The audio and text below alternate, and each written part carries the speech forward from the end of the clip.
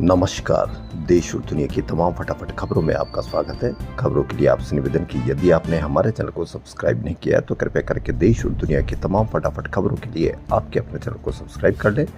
आप सब्सक्राइब करते हैं तो हमें हिम्मत होती है सही और सच्ची खबरें आप तक पहुँचाने की, वरना मीडिया में किस तरह की खबरें आपको दिखाई जाती है यह आप भली भांति जानते हैं या भली भांति समझने लग गए हैं। यही कारण रहा कि टीवी मीडिया पर न्यूज़ देखना कितना कम होता जा रहा है।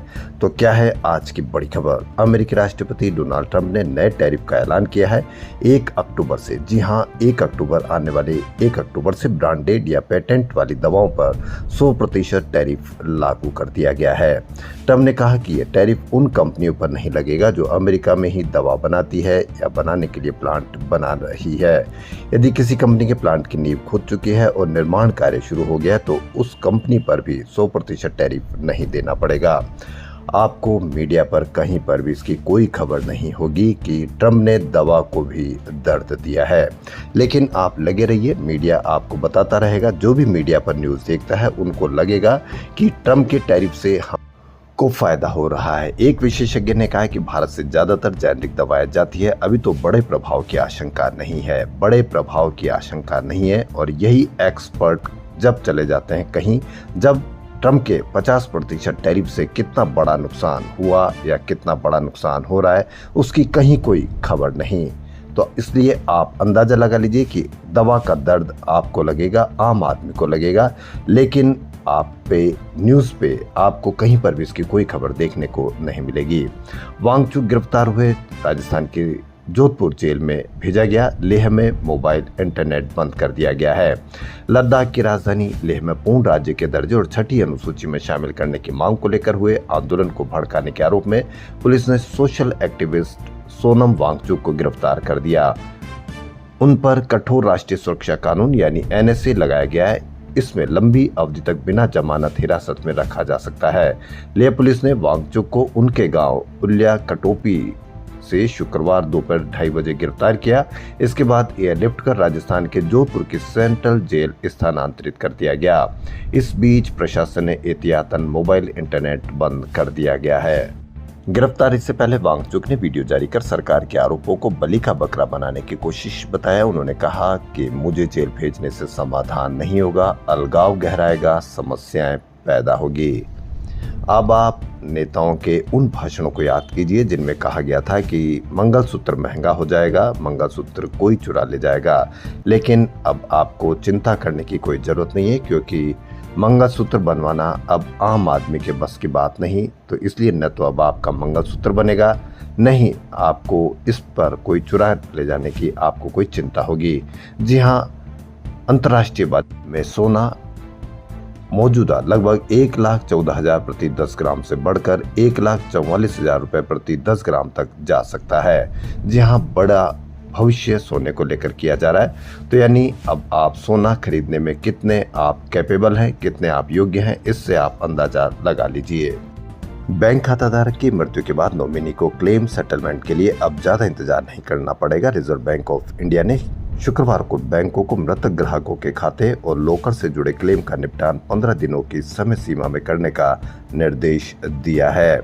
वहीं विश्व प्रसिद्ध हड्डी रोग विशेषज्ञ और पद्म विभूषण से सम्मानित डॉक्टर चित्तरंजन सिंह राणावत का अमेरिका में निधन हो गया। अमेरिका से इस साल जनवरी से अब तक 2,417 भारतीय नागरिकों को वापस भेजा गया है, जबकि कुल 2,20,000 लोगों को अमेरिका से वापस उनके देश भेजा गया है। भारतीय वायुसेना के सबसे पुराने और भरोसेमंद लड़ाकू विमान MiG-21 ने शुक्रवार को आखिरी बार भारतीय आसमान में उड़ान भरी। 60 साल से ज्यादा समय तक देश की वायु शक्ति के रीढ़ रहे इस रूसी मूल के विमान को चंडीगढ़ एयरबेस पर औपचारिक विदाई दी गई।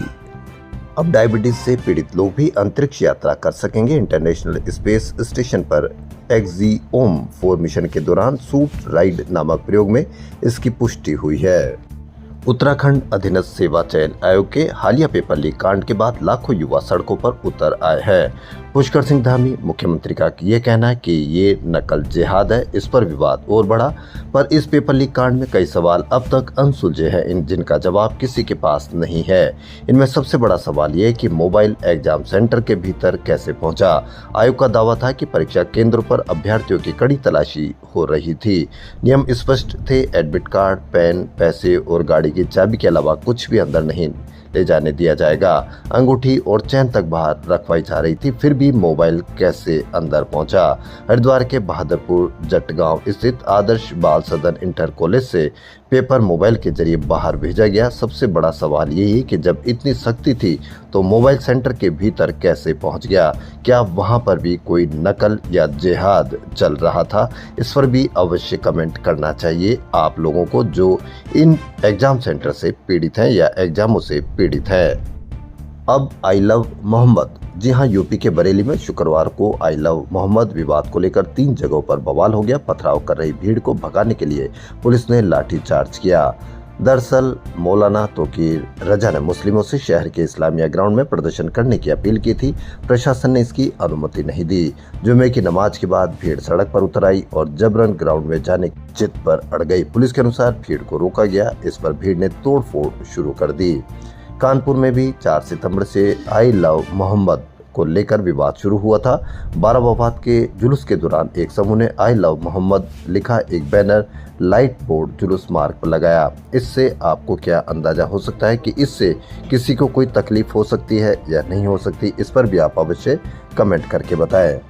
कर्नाटक के बेंगलुरु में हिंदी दिवस को लेकर आयोजित कार्यक्रम में कन्नड़ समर्थक संगठन के कार्यकर्ताओं ने 5 स्टार होटल में घुसकर हंगामा किया।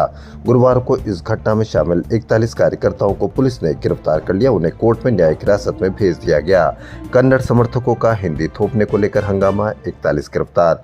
कहीं हिंदी थोपने को लेकर, कहीं आई लव मोहम्मद को लिखकर इसी तरह। लेकिन कहीं पर भी मीडिया यह नहीं बता रहा आपको कि अमेरिका के टैरिफ 50% से क्या असर पड़ेगा, कितनी बेरोजगारी है, कितनी महंगी शिक्षा हो रही है, कितनी आपकी अस्पताल व्यवस्थाएं आपकी सुधरी हुई है। लेकिन आपको लगाया जा रहा है एक पर्टिकुलर, एक इस तरह से कि आपके मन में कोई सवाल ही नहीं पैदा हो।